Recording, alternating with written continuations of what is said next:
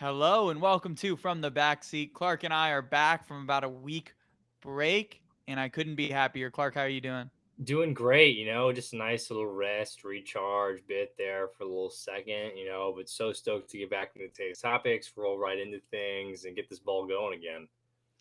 I know we got a lot to cover. I mean, preseason has been going wild, and hot takes have just been thrown out there.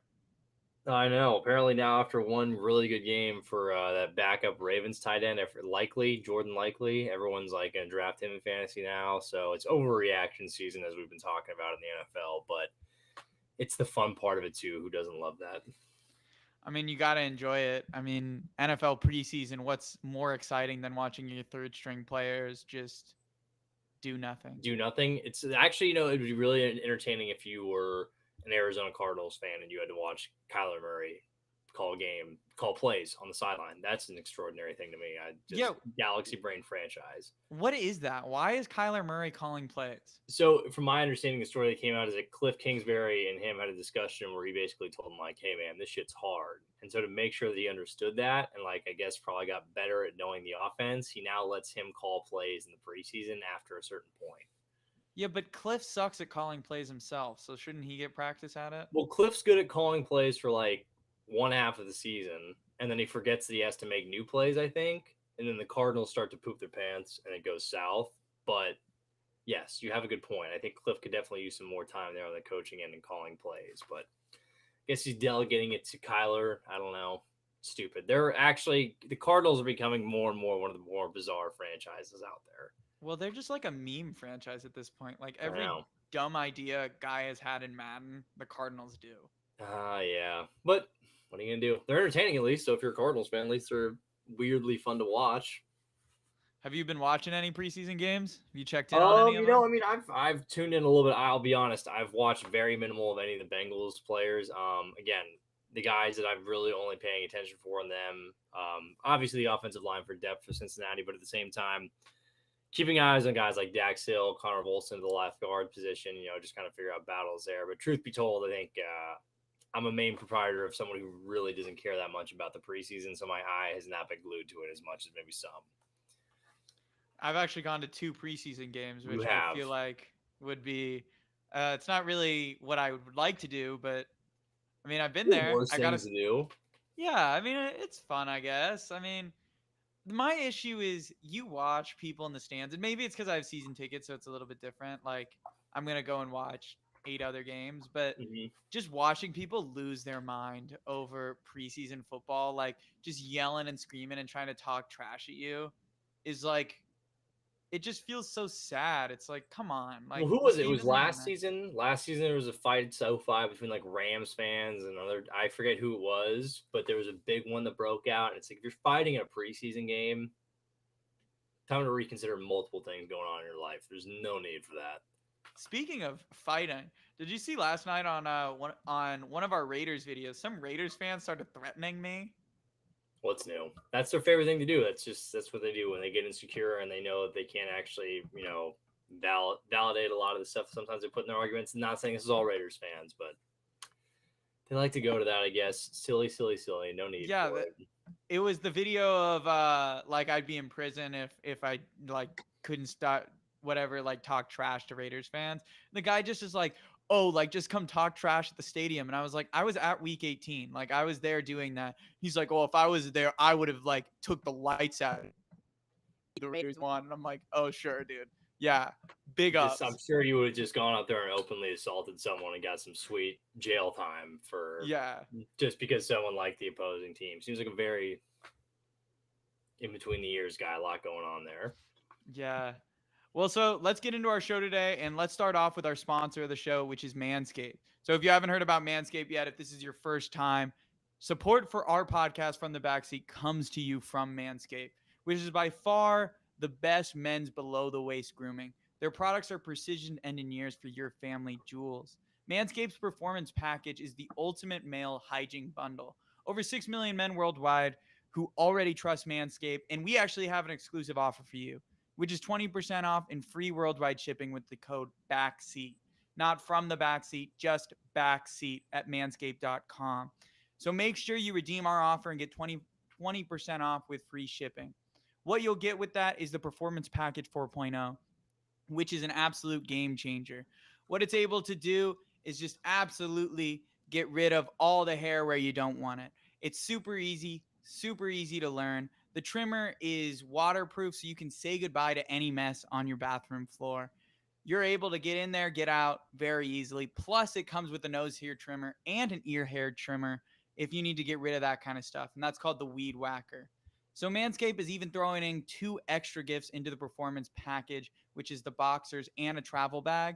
So, you can bring everything you need when you're on the go, plus when you're at home. So, make sure to take care of yourself and go to manscaped.com. You get 20% off with free shipping with the code BACKSEAT. And seriously, go, folks, I know that things, just a throw in gift to the travel bag is someone who just very recently used a travel bag. High quality stuff right there. You won't find a better storage space. And this is, we're talking about just a throw in with that product. That is just for you as a little nice adage from Manscaped. All their stuff is top of the line. You can use it on any hair, anywhere. You won't get nicked. You won't get hit. You'll be all good, sleek, clean, no matter what you want. Manscaped is the way to go, folks. Make sure you tap yourselves into the performance package. Plus, if you're one of those various Charger fans who has found us because of me live tweeting the preseason game, Yes. or just all of the TikTok videos of me just adding Raiders fans, they're a San Diego-based business, so make sure to Yep. go support Southern California and support those. Even though the Chargers left, that doesn't mean the San Diego Spirit left with us. So make sure to go check out Manscaped. So Do it, folks. we are going to get into today's show, and we're starting off with She's a 10. So we're starting off with an absolute runner, and this is a fan-written She's a 10. So now the series has gotten so big that fans have started writing in the comments of other She's a 10 for us to do some. So this is a fan-written one, and this was under the She's a 10, but she thought that the Chargers should have stayed at San Diego, and we could call this a sequel. It's She's a 10, but she thinks the Raiders should have never left Oakland. God, so here's the thing. I will tell you this right now. As someone who lived in the Bay Area when I went to college at Sonoma State University, He did air quotes, by the way. air quotes, lived because I was in Rohnert Park. It's not really, Sonoma County is not Bay Area like some people might associate it with, such as Hayward, San Francisco. Other areas are more closely surrounding to the water.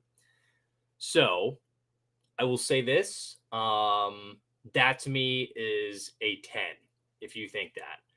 I think while the Raiders made a financially smart decision probably to go to Las Vegas, and I don't even know if it was really that big of a decision. Obviously, it's a great facility they have over there, and the fans will travel and they'll get sold out every single time. The notoriety has probably increased, maybe even just a little bit. But here's the thing, folks. Oakland fans are so good. Like, they are, for whatever you may think, and anyway, they are some of the most loyal group. I think Oakland is being pride. We talked about this with the A's. They're getting pride of their franchises. They do not deserve that. They had the Warriors leave to go to San Francisco across the bay. That's cruel. The A's are about to leave. That's cruel. The Raiders really should have stayed. If she thinks that, she's a 10. Keep it in there. Love that. She's a 10. I totally agree. I mean, the Raiders as a team just fit Oakland so much more than Vegas. Raiders fans try to act so tough now that but Vegas is not like a tough town. It's not like Oakland. I mean, they don't have the same kind of Oakland, spritz that they had up there. Well, I think like for Oakland and for Los Angeles at the same time, the identity of the team, it really fit with everything. I think the Oakland idea, again, I think Oakland's, it's a hardworking town. The Raiders kind of embodied that blue collar way with the team that they were. Tough team, tough fans.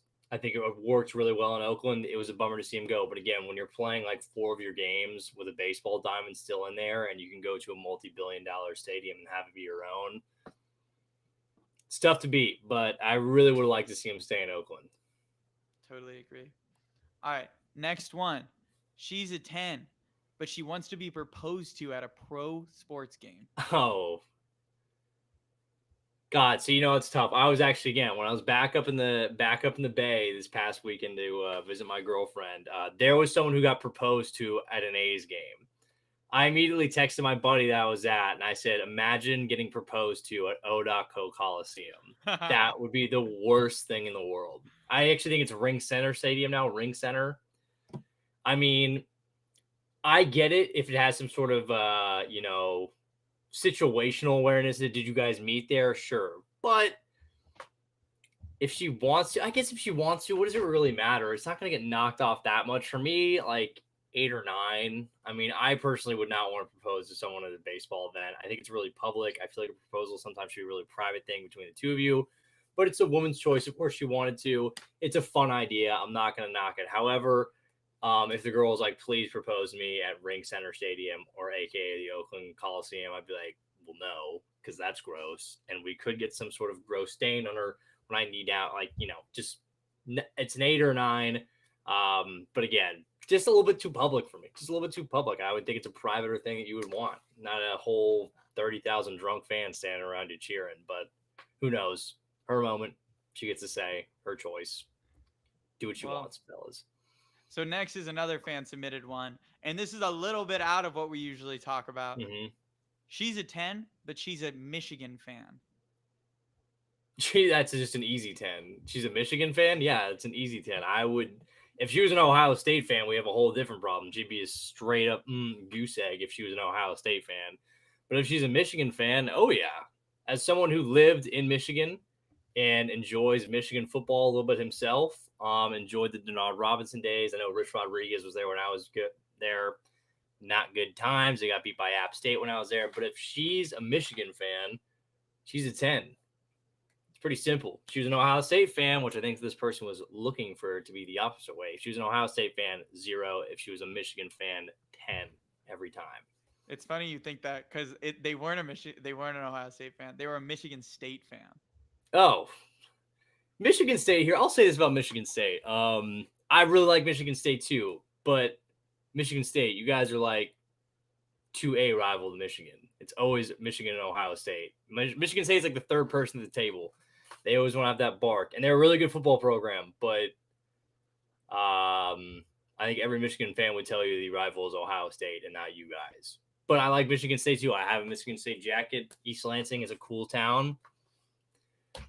But if she's a Michigan fan, she's a 10. It's pretty straight up. So, all right, last one. She's a 10, but she's a St. Louis Cardinals fan. Oh, gross. Oh. I mean, people look. I shouldn't say that. I'm joking. She's a St. Louis Cardinals fan. That means she worships Yadier Molina. She, thinks that like, oh, well, we're just the smartest franchise of sports fans there ever has been or ever will be, which is just tomfoolery. I hate that stereotype anytime you watch the Cardinals play. It's this assumption of like, oh, Cardinals fans have just such high IQs, yada, yada, yada. And I'm like, no. So she's a baseball fan. That's truthfully what matters. But she's a Cardinals fan. That hurts for several reasons. I'll say 7. It's tough. We could talk baseball. We could go to games. But she's a Cardinals fan. 7.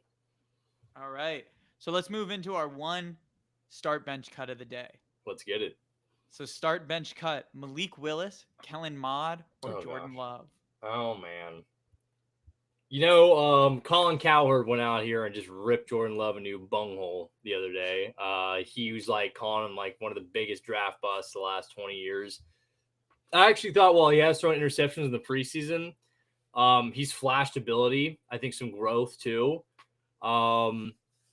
Kellen Mond has had a nice preseason, but truth be told, the Vikings just traded for Nick Mullins, so does it really tell you how much confidence they have in him?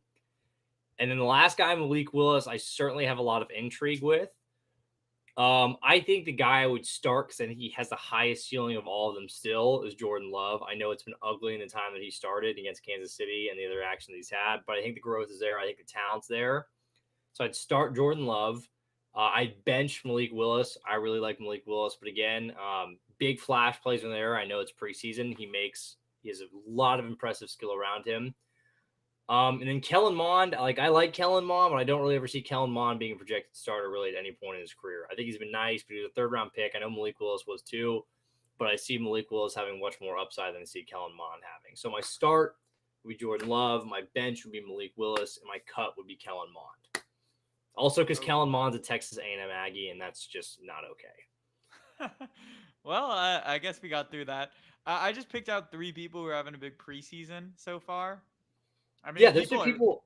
Yeah, like when I saw Colin Cowherd getting all up about Jordan Love, I was like, I would say almost the opposite. I feel like he's actually upped his stock a little bit more than what we were at probably going into the season. Well, the reason I would never call Love a bust, first of all, because I think he was picked too late in the first round. I mean, he Yes. was a late first round pick. And like, I think he would be fine if he was in any other situation. The problem is he just got drafted into the worst spot possible. Well, see, that's Like, the thing for me too, is that I think if things had played out as people originally thought and Rodgers would have left or retired and you'd see Love get more opportunity, I think the narrative could be a little bit different. But ultimately it's become a situation where he's just not of any use. And so he's just going to sit there. And then second to your part too, he is a later first round pick. Like people, if you're later in the first round, I feel like the bust status goes down considerably. Like Johnny Manziel was terrible for the Cleveland Browns. I don't think he ever gets brought up in one of the biggest bust conversations of all time. That later first round billing usually does save you some guys' cases. yeah. So yeah, I don't think Love's really in that scenario where he's looking like one of the biggest draft busts of recent history. No, I don't think so either. All right, so let's move into our hot takes of the day. Let's So get this it. week I go first on hot takes, and I've come with my Super Bowl prediction. Oh Just no. one team. I'm Oh only no. I'm only coming with one team, Oh God. and I'm sticking to the NFC. So my hot take of the year, and this is now maybe this is me buying into some preseason hype. Maybe this is me feeling it, and I just really like this team. But my hot take of the week is I think the San Francisco 49ers Yeah, will I knew you were represent the gonna say NFC in the that. Super I Bowl. knew you were gonna say that. I mean, when you look at it, I love Brandon Ayuk, and he was barely used last year. Debo Samuel is just going to be just as good, if not elevate his play even more. Trey Lance, I like Trey Lance a lot. I mean, we haven't seen a lot. I mean, outside of the preseason, we haven't really seen anything. But if Jimmy Garoppolo can get them to the NFC Championship game, I feel like plugging in an RPO merchant into that offense is going to work really, really well. Their run game is one of the best in the league. Kyle Shanahan is one of the best play designers in the league. Plus, their defense is just as elite as it was last year. The only major piece they lost was DJ Jones, but then they went and added stuff to their secondary. When I just stack it up, I just really like the 49ers. Now, the Rams, we don't know the health of Matthew Stafford, so that's a huge question mark. So that could leave, if Matthew Stafford misses any time at the beginning of the year, that's going to open the 49ers' door to win some games early on and maybe get a hold of that division. Plus, the Packers obviously lost a lot of ammo. I mean, their defense is incredibly good, but that offense might not be able to put up the points to sustain, especially come playoff time. The Buccaneers have already lost big pieces on the offensive line, which I think once we get again to playoff time is going to hurt them. Mm-hmm. Now, there could be big injuries on the San Francisco 49ers. Things could fall apart. But when I look at it from a complete roster standpoint, they're sitting at the top. They're a really talented team, just made it to an NFC championship game. I just really like them. I think their coach is a top 5 coach in the league. Trey Lance, they spent 3 first round picks on, so hopefully he'll be what they think he is. I liked him in his limited play last year. I actually thought they shouldn't go back to Jimmy G. I didn't really understand why they made that move. I thought Lance provided so much more for that offense. Mm-hmm. Plus, I love the combo of Debo Samuel and Brandon Ayuk on offense. Plus, I haven't even talked about George Kittle. They still have George Kittle, and if you get George Kittle healthy for at least 10 games this year and into the playoffs, that's such a threatening offense. So for me, my hot take is the San Francisco 49ers are going to represent the NFC in the Super Bowl. You know, I like it. I still think there are things with Trey Lance that I do need to see. While the system, I think, will no doubtedly be in place for him to succeed, the kid in his limited time playing was not particularly great last year. The one thing I will say I really like about him the most from what you see when you turn on the game film is that while he doesn't sometimes take the easy throws, what I love about him is his anticipation to try to make bigger plays and take more risks, which I think they lacked when they had Jimmy Garoppolo. While he did, people wanted to just play his role. Yeah. Lance gives you so much more. I think if Trey Lance fills out to what his full potential would be, he's easily a top 10 quarterback and a guy who you could say talent-wise fits in somewhere in the top 6, top 5, even maybe in terms of his overall ability. So I get following with the 49ers. There's a ton to fall in love with. It's just hard for me because the biggest question mark that currently sits on their team is the most important position that you find on your team, which is your quarterback. But that being said, if he plays well, you're probably right because they went to the NFC Championship game and really probably should have gone to the Super Bowl if not for an unfortunate drop by, what was it, Jaquiski Tart? Yeah. That probably would have ended the game. A lot of people forget about. Yeah, I think it's a fine idea. I think it's a presumable thing to do. So Yeah, just when I stack it up, they're in the NFC Championship last game. Somewhere they probably shouldn't have been, but they always seem to find themselves winning, unless if they have an I injury at the know, quarterback position. I So know. it's hard for me. And this is a hot take that went really bad for me last year. Early last year, obviously before the podcast, after like week 5, I thought the Niners should have fired Kyle Shanahan, and I was Hmm. one of those people. So, I mean, Kyle Shanahan just showed me up. He has some of the most creative play designs in the league. He gets production out of just any random running back that He strolls will. into the building. The running back is just a system that I think they've just figured out. It doesn't truthfully matter. They want a guy who's a pass catcher out of there. It certainly seems like. Like one really bad pick that they had that no one really talks about, Trey Sermon from Yeah. Ohio State. He's useless now, but it really doesn't matter who they have in the backfield. They'll work it out either way. They're just a good team and they have good player development all around the field. I mean, they have a really good offensive line. They still have Trent Williams. Elijah Mitchell showed a lot coming out of the backfield last year. Honestly, the only question mark really on the team is their quarterback. And a lot of Hmm. people would have considered Jimmy G like a fringe quarterback anyway. So unless if Trey Lance is really bad, I feel like it's almost an upgrade just from the athleticism that Trey Lance brings that Jimmy G can't. No, I agree. And I've been a guy who's stood on the idea of, and I think you would probably stand on the same idea, that with Lance, they probably should have just gone with him last year. I don't know if they would have Yeah, done as well, but truth be told, the ceiling that he brings and what he could possibly provide was always way farther and larger than Jimmy Garoppolo's. Plus, when you use a third round pick on a guy like that, you do have to find out what you have. You have for to sure. know. So that's my thing. But I think I like the idea. I think it's certainly conceivable. I'm not going to sit here and act like it's not because I think the 49ers will be a very good team again this year.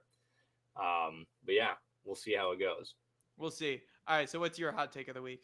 Again, we're one more week away, maybe 2 weeks away from my really searing hot one that I promised right before week 1 of the NFL season. But until we get to that point, while Ethan is connected to the NFL, I'll be taking us back to Major League Baseball. I think I'm making this hot take a little bit more with my heart than I am with my head right now. But I have fallen in love with the team that resides in the East Coast that wears orange and black. I think the Baltimore Orioles are going to sneak in and get the last playoff spot. Wow. I think the Baltimore Orioles, in a lot of ways, currently remind me of a 2015 Astros team that was a year earlier than expected with the pieces they had. And they went to the playoffs. They ended up losing to the Royals, but they beat the Yankees in the wild card game. I think when I look at the Orioles, there is an element of this team that is playing with house money. Everyone knows they shouldn't be here right now. Heck, they sold the deadline with Mancini and other guys. Yeah. But somehow through all of this, they've still figured a way to be 2 games back. I think another part of this to me, and I know this is going to be mean to one of our nicest listeners that we have, Leland. I don't believe in the Mariners. The Mariners are going to choke somewhere along the way, unfortunately. They have done it for the better part of 20 years now. I feel like if things really stay this close down the end of the stretch, while I love the atmosphere that Seattle has built, and I really want to see them go, and they could still sneak in, and maybe I'm wrong about this, and they get the 5 spot. I think if Baltimore can keep this in close, I know they'll have some hard games down the stretch against Toronto, and I know they'll have some against Houston. It's not like it's the easiest road in the world, and they are underdogs. But what I see from Baltimore and the tenacity they have in terms of just pure talent, they could even take a shot in bringing up some younger guys like Gunnar Henderson and stuff if they really wanted to, just to push to see things go. I think right now off Fangraphs, they have about 6% chance to make the playoffs, if that, which is really low. But I think that's underselling them. But I know this is because of the schedule they have ahead. But I think there's a shot. I think there's going to be some sort of O's magic that gets going here, and they figure out a way to get that last wild card spot. I think it would probably get bounced immediately. But I think realistically, if you're a baseball fan, I would love to see the Orioles in, and they're a team that has a very good shot at being a very real threat in the American League for a very long amount of time if they can keep this nucleus together. And if their ownership groups decide to actually talent they've successfully scouted and acquired in the draft. And also got there and spend money on free agents because you need to do that too. But hot take, a little bit convoluted again, more with my heart than it is with my head. Baltimore Orioles find a way in there, 2.5 games back. Shout out to the hero of last night's League Classic game, Jorge Mateo, former Padre, coming in clutch. Like to see it. I mean, they're a Cinderella story right now. They're the team of destiny. It feels like. I mean, they sold at the deadline and have been Yeah, better since the deadline. I I know mean, it's wild, and I think the thing is too is that they're beating quality teams. They're not just beating up on dumpsters, which you have to do to get to the playoffs, regardless. But they've beaten games against Toronto. They've beaten Tampa Bay. They've gone toe to toe. I know Tampa Bay's banged up this year for sure, but you know this isn't your Orioles of the last 5 years, where it doesn't even look like they know how to play baseball year around. They know what they're doing. I know the pitching's probably lacking a little bit still there too. They don't really have a frontline guy, truth be told. But when you have a team that's playing with house money like this, and you have a team that's so young that doesn't know they're not supposed to be there in this point, and they're just early, it does create a sense of danger in what they are. And I think the Orioles might have that right now. And to your point, it's a little bit of magic, the Cinderella-ness to it. well, the other thing about the American League right now is there are a lot of teams all around the low 60 win total. Yeah. Like the Orioles are in the middle of about like 5 teams, and one of them's going to break out at some point. Mm-hmm. And it stands to reason that the Orioles can easily do it because they're one of the hottest teams right now. I mean, the Blue Jays, they're only 2 games back from the Blue Jays, which they can make up in their own series. The Twins and White Sox have not been able to just burst out, even though they No, probably should. I mean, Tony La Russa continues to do stupid things. He intentionally walked another batter with 2 strikes. exactly. I mean, So, what I is he mean, doing? I don't know. I just And think like the White Sox to me, I know people are like, oh, just like waits for the White Sox to catch. Truth be told, there's only been one team that comes out of the American League Central, and it's whoever wins the division. Elsewhere I look, the Astros will win. The Mariners currently have an 88% chance to make the playoffs, according to Fangraphs. I don't know, man. I really love the Mariners. I love the baseball culture there, but there is something to be said about they have this sort of snake baitness to them. So, but they do have an easier skit. Like that's the thing I will say for Baltimore of the teams, like outside of obviously the Jays and the Rays, they have a really difficult schedule compared to a team like Seattle, because Seattle will I play mean, some serious clunkers. the other thing is right now, I mean, record-wise, it might look bad, but it depends on how many games they play against the Yankees because the Yankees have been a disaster since the The trade Yankees deadline. have been a disaster, and they stay a disaster. I almost went with something else. I've been hot about them. With the way that they're playing, they look like they will be a first round bounce. The Yankees do not look good right now. No, like They Aaron look really Boone's bad. getting. I mean, I don't know what happened, what got in the water there. I mean, I understand having a slow stretch. I mean, after how much success that they had, but it's morphed into something far more than that, where there's just this sense of confusion. And I thought, people are like, oh, the Donaldson Grand Slam they had for a walk-off will get them back on track. It stayed very stagnant. Well, you know what it feels like? You remember last year, or maybe it was 2 years ago, where the Padres had begun like collapsing, and then they had that one crazy comeback where they came back against the Nationals and scored like Well, 6 runs. that was before the collapse, but I know what you're talking about. Yeah, like just one of those things where it feels like a spark, but then it doesn't Yeah, formulate into an actual fire. it just didn't So, go anywhere. like, I I don't know. mean, Like, I mean, it's just odd. I wouldn't expect it from them. I certainly didn't expect it for how it is because of the staff that they had going into the season and the pure talent they have offensively. But for whatever reason, it's like it's just melting down, and they seem to have no answer for it. Aaron Boone's job is certainly gone if they miss. I mean, now they're going to make the playoffs, but if they have some sort of egg laying scenario, they're in trouble. yeah, they're in trouble. They got to figure something out fast. Yeah. All right. So let's move into our next section, which is usually a guest segment, but we haven't been on for a little bit. So I thought, since we're getting into the NFL season, that we would do Mythbusters. Since we already did it with my team, technically with Mike, Yes. I have no myths to bust. So we're gonna do it with Clark and his Cincinnati Bengals. Yes. So Always a pleasure. I have four myths that I have written down about the Cincinnati Bengals that I usually see around Twitter that Clark is gonna have to respond to and either bust the myth or say, hey, that's actually a real thing. Are you ready, Clark? I am ready. First one. Joe Burrow is not a top 10 quarterback because of his weapons. Wait, so you're saying the question is the weapons assist him basically in becoming to elevate him too much. So if you took him away, he wouldn't be top 10. Yep. Yeah, see, to me that's false. I mean, I think it's just a convenient thing. I think people sometimes way overvalue the weapons. Yes, is it helpful that he has T Higgins, Jamar Chase? Of course, but I still think when you look at what Joe Burrow is, what his capability is, I still think he would be a top 10 quarterback if you took away Jamar Chase, or if you took away T Higgins, or you just replaced him with guys who are a little bit worse. Certainly, Jamar Chase was a big asset in transforming one of the worst deep shot teams into one of the best, if not the best, deep shot team in 2021. But I just think that Chase is more, while it is a help from him, it's a progression of Burrow being healthier, with Zach Taylor being more comfortable in an offense, with everyone kind of just finding a step a little bit more. But it does help to have good weapons, but Burrow would still be a top 10 quarterback regardless, I believe, of the talent outside. Unless it was just undrafted guys, then in that case, it might be a little bit tough, but for a year two guy, but no, that's a myth. All right, next up. The Bengals defense was the only reason that they made a Super Bowl run. No, I think it's funny. I really do think that one's funny. Just because I feel like for a lot of the season, a lot of people said like no one talked about the Bengals defense. Whoever brought up the Bengals defense is one of the best ones in football at any point during that season. I always thought the Bengals had an underrated defensive unit.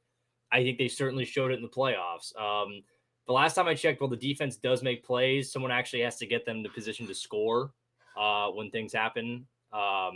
Or I know people say the same thing. Oh, Evan McPherson's the reason they wanted. He was more valuable than Joe Burrow. I mean, that's just ridiculous. I think with stuff like that, it's just, it's like, what are we talking about?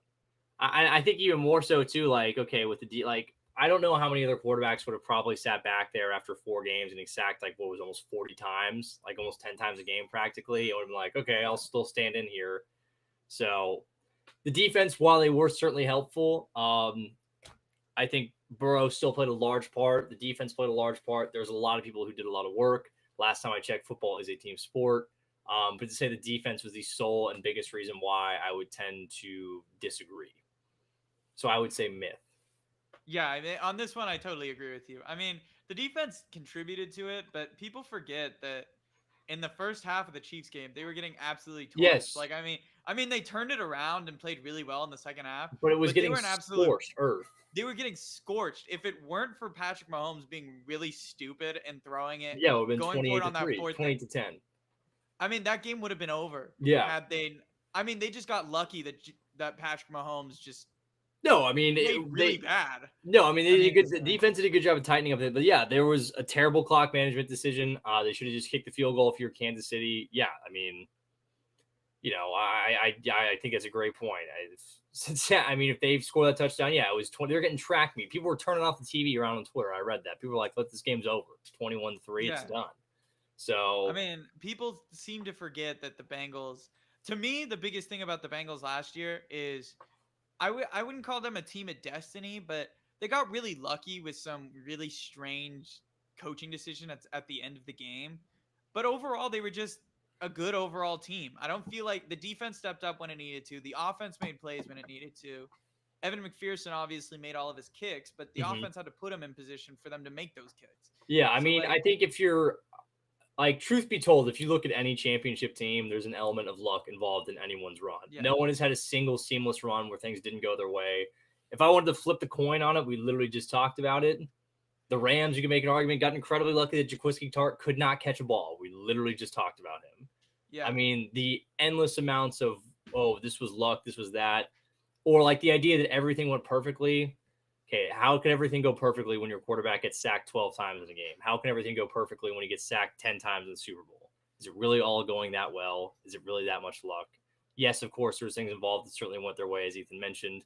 But no, I would say it's a myth that the defense just carried this team all the way through. That's silly.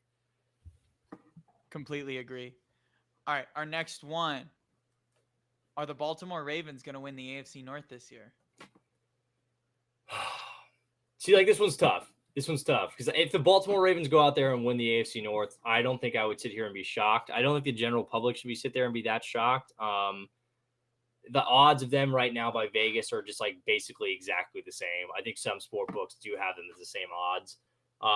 I think the Bengals personally will go out there and win it. My concern with the Ravens more so than anything else is I still don't know who Lamar Jackson's throwing the football to outside of Mark Andrews. Isaiah Likely. Congratulations, Isaiah Likely. He can throw it to a 2 tight end set. Wow, that will really stretch up the middle. But Rashad Bateman's a question mark. I really like the Ravens defense. I'll say a myth, though. I really believe the Cincinnati Bengals, I think this offseason, I know a lot of other teams did a lot of really great things, like the Chargers themselves. They spent the big money. They went out guys like Max, J.C. Jackson. I know that people were obsessed with the Ravens draft. But I think when you look at the Bengals, their biggest weakness this offseason, they certainly addressed by signing 3 guys who had made either Pro Bowls, All-Pro teams, and have been certified starters for a good amount of time here. There's no more Akeem Adeniji who's going to be lining up in the Super Bowl. There is not going to be, I think, what was the other side? Isaiah Prince coming in and playing on your left tackle side during the game. That won't be there anymore. I'm still very confident the Bengals will win the division. Oh, I think it'd be very close. Absolutely. But I would say myth is tough. I'm going to say, but yeah, it's a myth. This is going to be a really close divisional race between those two teams. But yes, I'm very confident the Bengals are going to be able to win this division, but it's going to be a dogfight to the very end. Baltimore is a very good team. All right, our last one. Is Zach Taylor a bad play caller? Is Zach Taylor a bad play caller? I would say that's a myth, and here's why. I think Zach Taylor has learned and has become a better coach over the last couple of years. Were there serious concerns after, 2019, his final year with Dalton? Yeah, I mean, there's flashes of good and bad. 2020, a tough year when you don't have your quarterback. There were certainly questionable moments of which they had throughout the 2021 season. But I think he finally started to learn that ultimately, if you want to win, if you're the Bengals, you just have to let Joe Burrow take over. And I think towards the end of the season and towards the playoffs, he just learned that. And I think that's sort of become more of a thing. I really like Zach Taylor. I think he's one of the better coaches in the league, certainly. I still think he has room for growth. I actually think his play calling in the Super Bowl was pretty dang good. I was pretty happy with that. I think what a lot of people have to realize, too, with what Zach Taylor was working with in terms of the offensive line, they're operating at a shotgun so many different times because Joe Burrow can't turn his back to the offensive line. They can't run play action because Joe Burrow can't turn his back to the offensive line or else he'll die. So do I think Zach Taylor's a bad play caller? No. Do I think Zach Taylor has room for improvement as a play caller? Certainly. Am I happy that we have Zach Taylor as a head coach? Yes. So I would say that he's a bad play caller. Myth. If he was a bad play caller, I don't think they would have made it to the Super Bowl. I don't think the offense would have put up numbers as they did sometimes. Inconsistent, sure, but not bad. Well, this is me, and sometimes I even fall into this. I feel like the biggest overreaction is that third down run call Oh, to yeah. I mean, to me, in the Super Bowl, that's like, I guess you could point to as like a really bad play call. But to me, it's not the play call that was bad. It was not having Joe Mixon on the field. Was Yeah, the I issue. think the personnel group was just a different thing. I mean, but again, though, if I know I don't even know. Maybe it changes if you have Mixon in there, but ultimately the reality for me is that you had Aaron Donald was going to blow up any play that you really had trying to run it up the middle. But I don't sit back and say, oh, that cost us the game. I mean, it's a culmination of things. But yeah, I see your point on that. I would say it's more of a personnel decision than I had a problem with the play call. So I have on that note, I do have a question for you because it's something yes. it's not really a hot take for me, but I think it's something I'd be ready to say. Do you think Aaron Donald's going to enter into the best defensive player like debate of all time? Like, do you think he's going to reach that Lawrence Taylor like realm? I think Lawrence Taylor is a really hard guy to jump. I think it's Yeah. a really hard guy to jump. I think Aaron Donald will certainly enter the realm of the conversation. I think he would have a more compelling argument as maybe not the best, but the most dominant. I think when Aaron Donald, when people look back and say in his prime, which is now stretched a good amount of time, it wasn't just like a 3-year burst here, which I feel like sometimes, people like JJ Watt was a guy I feel like really, really good, but it was more of a short burst than anything else. But Donald, to me, I think certainly enters the question of most dominant pass rusher / defensive player, if not player ever in NFL history. But greatest all-time defensive player, I just think it's going to be tough to overtake Lawrence Taylor. I really do. No, I get you. He's It's just close. He'll be in the conversation though. he's gonna be in the conference. I mean, he's changed how teams look at defense now. No, I for mean, deep sure. tackle was considered a not very valuable position. Now you've seen Jordan Davis going in the top 15. No, exactly. I mean, I think he was a big part of it. I mean, I'll give a guy, if we're talking about the Bengals, shout out to a guy, Geno Atkins. Geno Atkins was doing it for a long time, 10 plus seasons of sacks from a defensive tackle point. But Donald was the exclamation point of the idea and the clearly more dominant player of anything else. So, Yeah. All right. So let's get into our last thing. We're just going to go over some quick hit stories from. We're starting is Tom Brady returned to practice today Tom Brady after did his return to two practice week today. after his 2 weeks absent. So Clark, where was Tom Brady? I don't know. It's a great question. He tweeted something out today that he was wearing a mask. So, did he have like COVID? Well, did you see the video of him like on Yeah, a it was the guy motorcycle in his riding on his underwear? Brady boxers or whatever. It was his brand of boxers, I believe.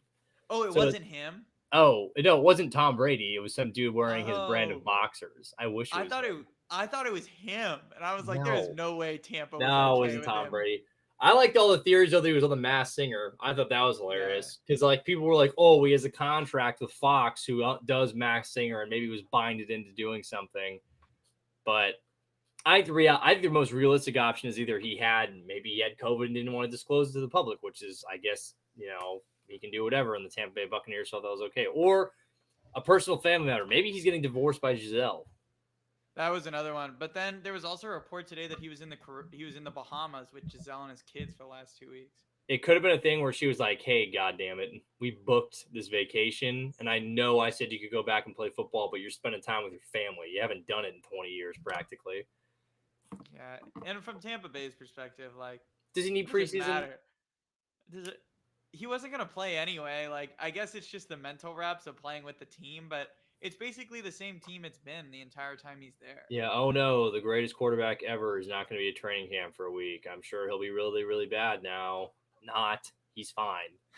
Oh no, his chemistry with Julio Jones is gonna be Oh all messed god, up. like you can't throw him balls in the free time if you wanted to. It's so stupid, so dumb. He'll be fine, and he's He'll gonna be be good. chilling. This isn't gonna affect But the Tampa theories were the anyway. best part about it. Where's Tom Brady? Yeah, the Mass That was the Singer one best was part. really good. The Matt Singer one was great. That whoever like thought about that one, bravo, hilarious. All right, so our next story.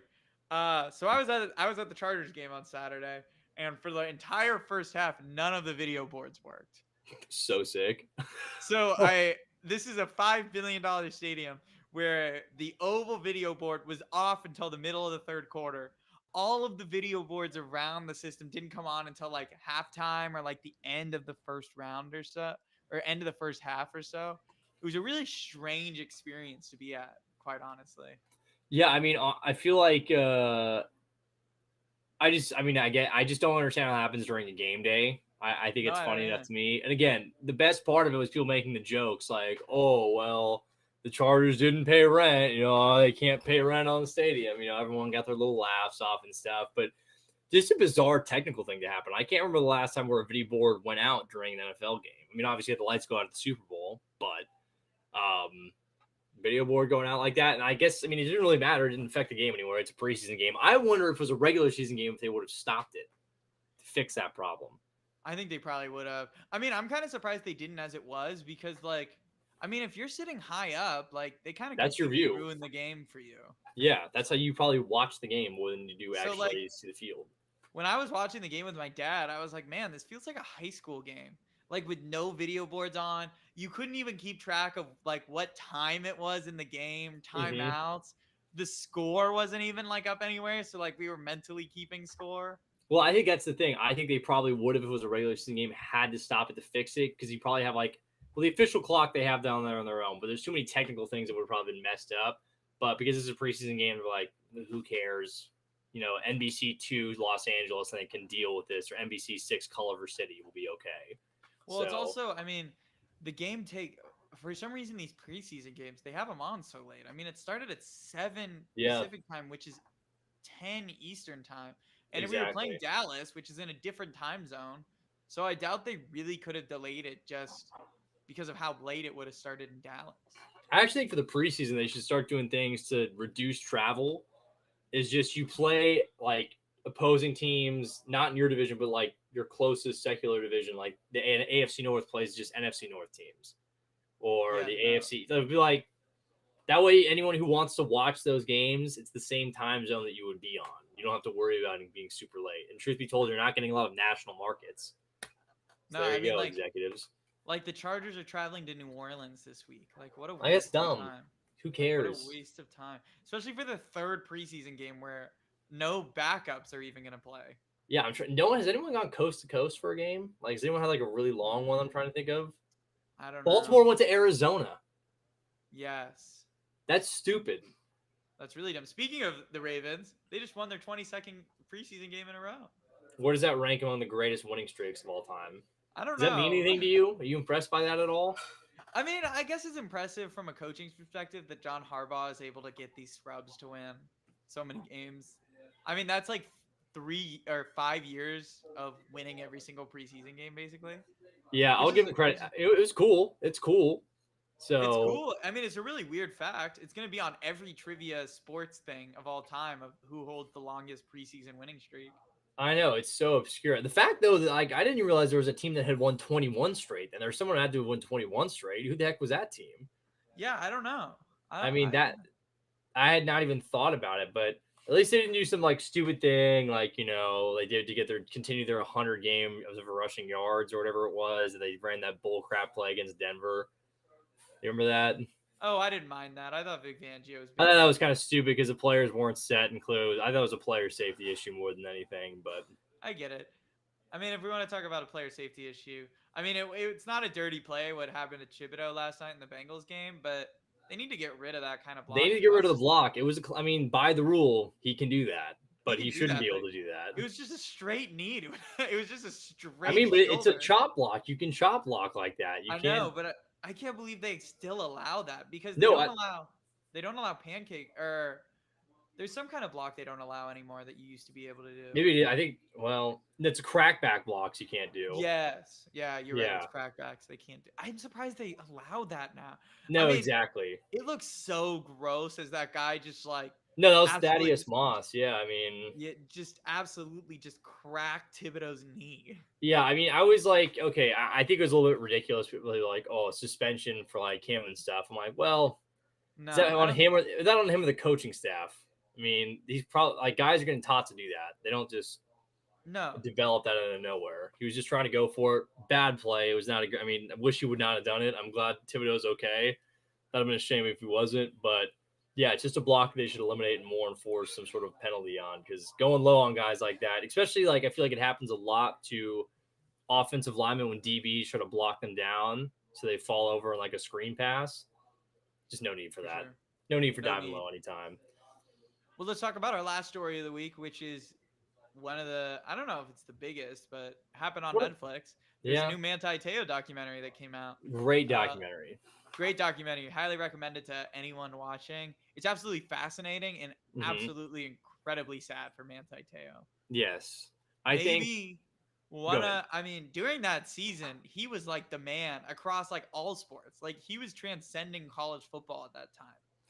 I think if you, I think for me, it clearly, I think at the time you knew it too. It cost him a first round billing for sure. He fell out, right? It's like the second Yeah, round. he fell out to early second where the Chargers So, should I have mean, not the taken him. biggest fall, but I think certainly if that didn't happen, he's a first round guy. But I think the biggest takeaway from it, is that I think the ending thing with Manti Teo is actually and powerful, maybe not the right words, but man, he has worn that collar for a long time.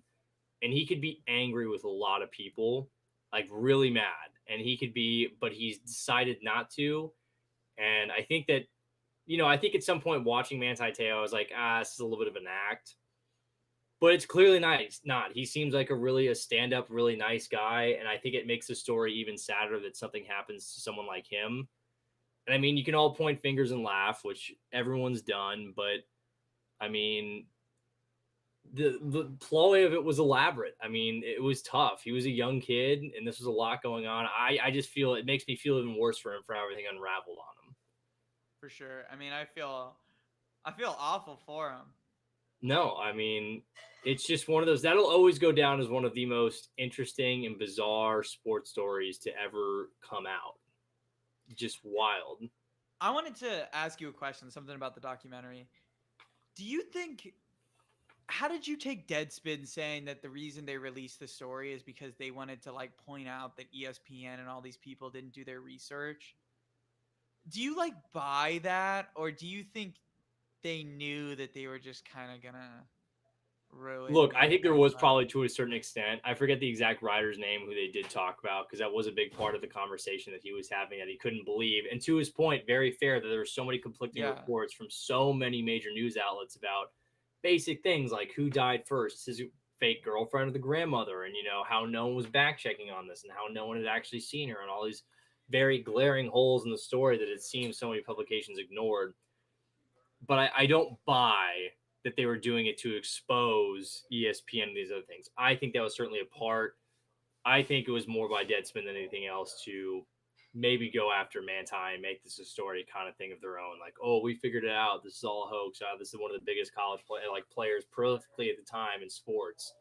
So I think there was certainly an edge of it that they did want to stick it to those companies that are big broadcasting for sports, but a little bit of a motive otherwise, I think, too. I also want to ask, what did you think of her trying to get sympathy for what she did? Did you buy any of that, or because for me, like I didn't buy any. I actually thought I thought she should have just apologized and moved on and stopped trying to get because what she did is absolutely horrible in my opinion.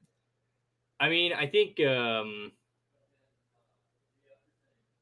it's tough, but in some ways, I think she is remorseful, certainly.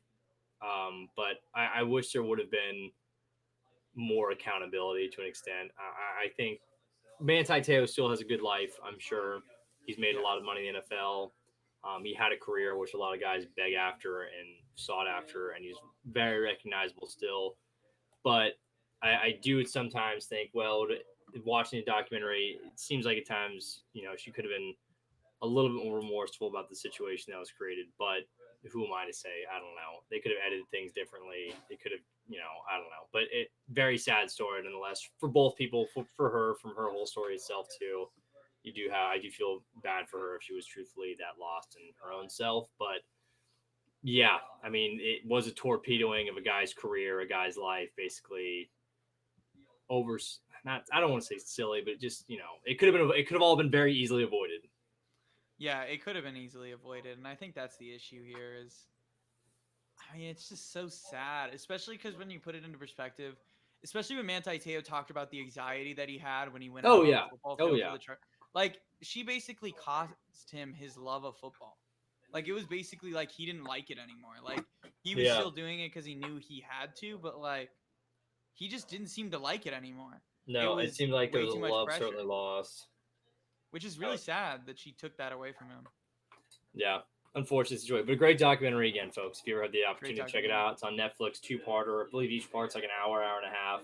Yeah, Does a good job overviewing and everything. Because I didn't even realize now it happened over 10 years ago. And this is a story that's 10 years old practically. I know it's old because I mean we went through Manti Te'o's entire Chargers career, Yep. and that was it. I never really But remember how was he for the Chargers. he was okay. I went and Yeah. looked it up afterwards because I remembered him on the Chargers. He played opposite Donald Butler, if you remember Donald Oh Butler, yeah, yeah, yeah. and then Denzel Perriman. He just got injured all the time. Yeah, that's what I kind He of remember too. he had season-ending injuries all 4 years on his rookie contract. That's tough. It's tough. Do you have any last things to say before we head off? Don't think I have any last thoughts for this episode though. Not at the top of my head. All right.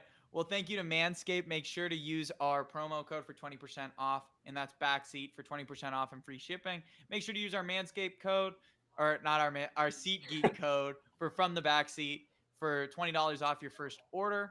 You can use both of those codes and get some discounts. Go ahead and use those. Make sure you're following us on TikTok, on Instagram, and Twitter.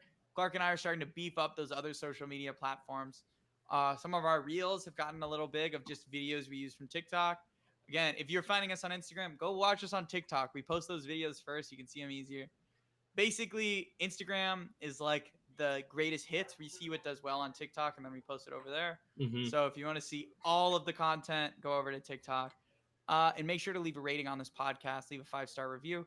Remember, if you leave a 5-star review and a comment, we will shout you out at the end of the next episode. And stay tuned to our TikTok / other social medias.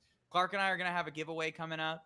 So make sure you're a part of that. Make sure you put on notifications so you know when we're doing that. That'll be in the future.